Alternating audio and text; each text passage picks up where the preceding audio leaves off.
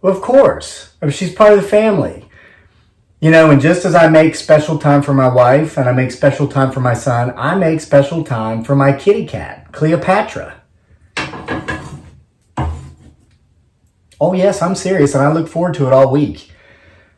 I work long and hard during the week, and one of the things I look forward to on the weekends is going out and playing fetch with my kitty cat first thing Saturday morning because, you know, my son and my wife, they like to sleep in on Saturday. Cleopatra wakes me up bright and early at 5 a.m. every morning. And even this time of year, I know it's cold. I'll just throw on an old hoodie from college. I'll grab a pair of earmuffs and a hot cup of coffee. And we'll go right out here in the backyard and we'll play fetch until my son and my wife wake up. Oh, Daddy's worked all week for this. I've been looking forward to this all week, girl. You get the stick. You get the stick. You ready? Oh yes, you're so... You get the stick. You bring it back. Ready?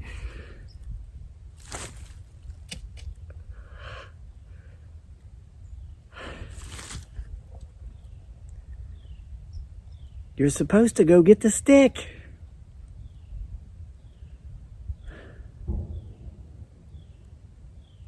Go.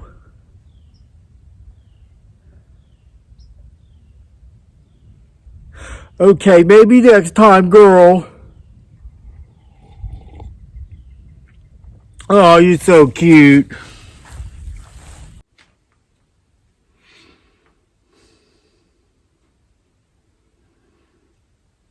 What's that?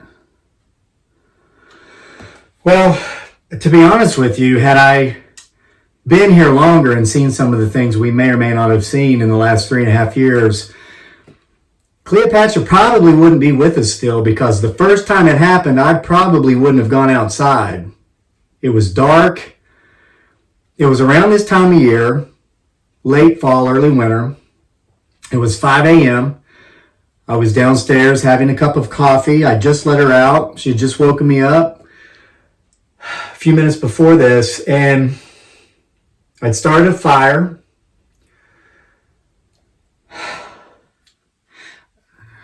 I'm sorry, this is a little painful.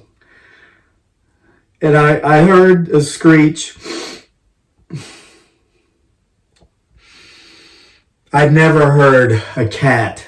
I've never heard any animal make a sound like this before. I knew instantly she was in trouble and her life was in danger. I ran outside. I ran to the sound of the screams. I'm thinking fox. I'm thinking aggressive raccoon. Something had her treed.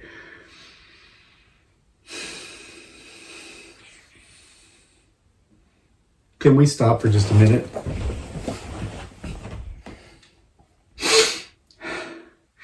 I'd taken with me a very small flashlight, and I saw her eyes reflecting from the top of the tree.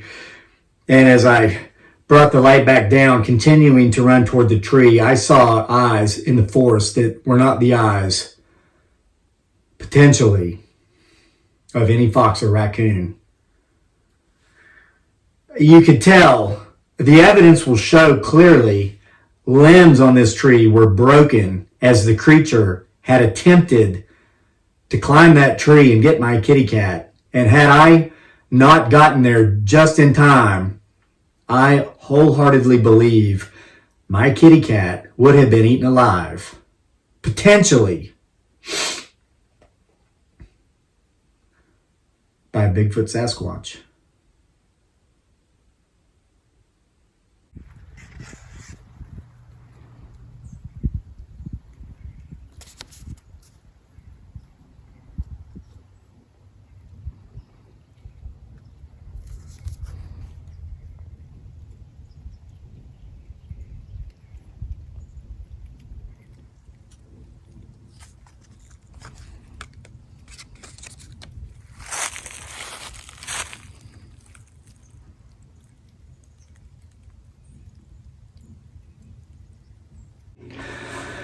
Well, the second time it happened, I was right here in the kitchen like yesterday. It was my day to do the dishes. Yesterday, I didn't do them, so it's my day to do them again. Sometimes my day to do the dishes lasts 3 days. So I was here. That was the second day of my day to do the dishes, I believe. I had the lovely Miss Kate's to keep me company. I was jamming out to some 80s pop music, like the Bangles, Tears for Fears.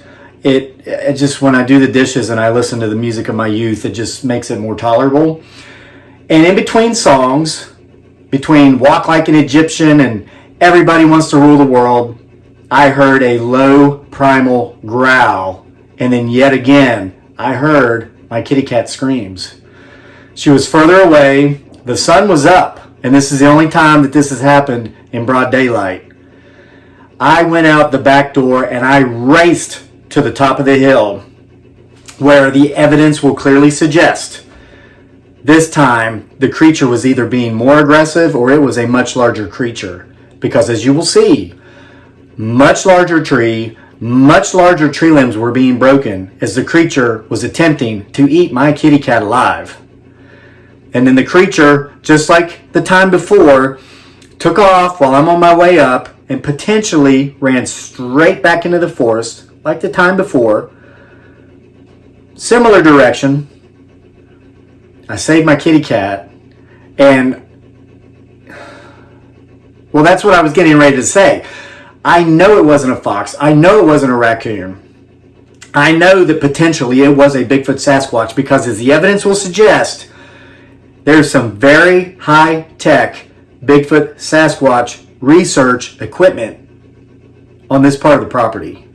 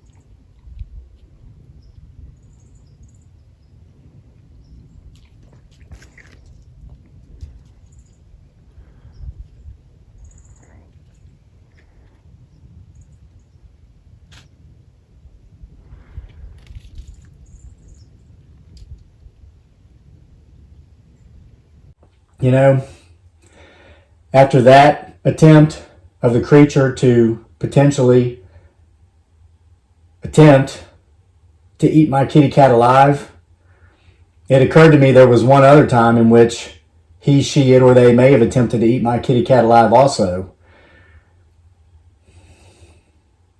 I thought he, she, it, or they had thrown a tree at my house, but I wasn't here when that happened. I was downtown having fun with my family. And now I can't help but think that potentially,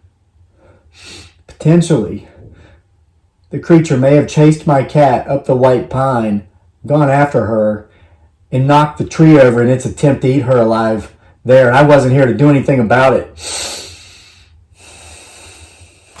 I don't want to do this anymore.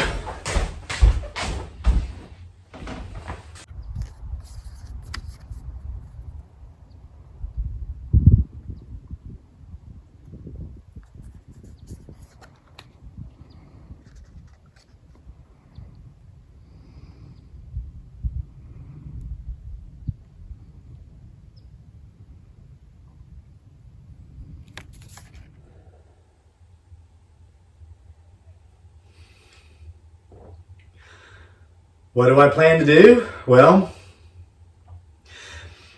several people have suggested we get her declawed and keep her in the house. I refuse to do that. Because I'm not confident enough to know exactly where I'm going to be a year from now or 5 years from now, what my life situation will be, if she'll be with us. I hope she is. Sometimes pets get out of houses. I'm trying to figure out how to explain this because I know a lot of folks have taken this route. But let's say I have her declawed. I keep her in the house. She loves the outdoors. It would be like throwing an innocent person in prison, okay? It's not fair to her. She loves to go outside. She's a mouser. She loves to go into the forest. Even though she's the one who has almost been eaten alive at least twice, potentially by Bigfoot Sasquatch, she still goes out every day. Let's say I get her declawed. Try to keep her in the house. She sneaks out of the house. She's defenseless against everything. Foxes, hoxes, raccoons, typhoons. She's defenseless against all of them. She wouldn't even be able to get up a tree to get away from any of these threats. So now she's no longer exposed simply to the potential Bigfoot Sasquatch that may or may not live in the forest behind our home. She's exposed to everything. And then what happens when she's inside? And we're down at the Outer Banks or we're at a UVA football game and she's home alone. And a cat burglar breaks in the house. What do I tell her? Hey, Cleopatra, if you're home alone and a cat burglar breaks into the house, just run to your litter box and use it. That will deter the cat burglar from burglaring you since you're a cat. That's ludicrous.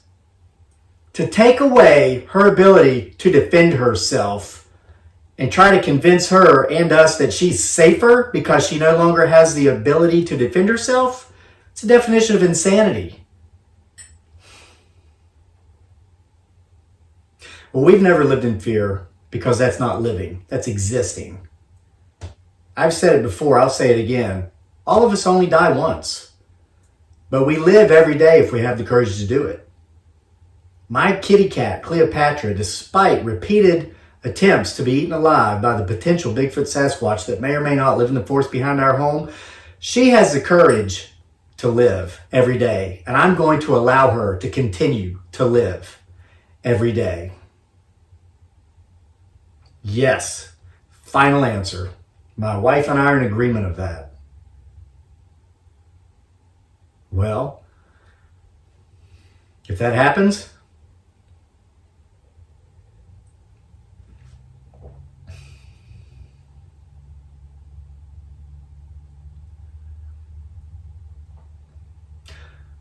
we don't project, we never have, and we won't start now.